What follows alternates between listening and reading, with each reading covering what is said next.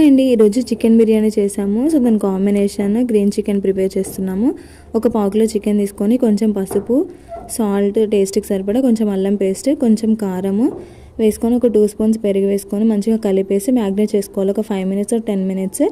Next ఇంకా mixie గిన్నె తీసుకొని అందులో కొంచెం పుదీనా, ఒక 4-5 పచ్చిమిర్చి, కొంచెం కొత్తిమీర, ఒక టమాటో, ఒక ఆనియన్, ఒక 3 జీడిపప్పులు వేసేసి మిక్సీ పట్టుకోవాలి. నెక్స్ట్ స్టవ్ ఆన్ చేసి కళాయి పెట్టి ఒక 3 to 4 టేబుల్ స్పూన్స్ ఆయిల్ వేసి ఆయిల్ హీట్ అయిన తర్వాత ఒక 2 లవంగాలు, దాల్చిన చెక్క, కొంచెం జీలకర్ర, కొంచెం ఉల్లిగడ్డ అండ్ ఒక 2 బిర్యానీ ఆకులు వేసి పసుపు వేసుకొని కొంచెం వేగిన తర్వాత మనం మిక్సీ పట్టుకున్న పేస్ట్ ఉంది కదా, అది వేసేసి మంచిగా వేయించుకోవాలి. పచ్చివాసన పోయేంత వరకు వేయించుకోవాలి.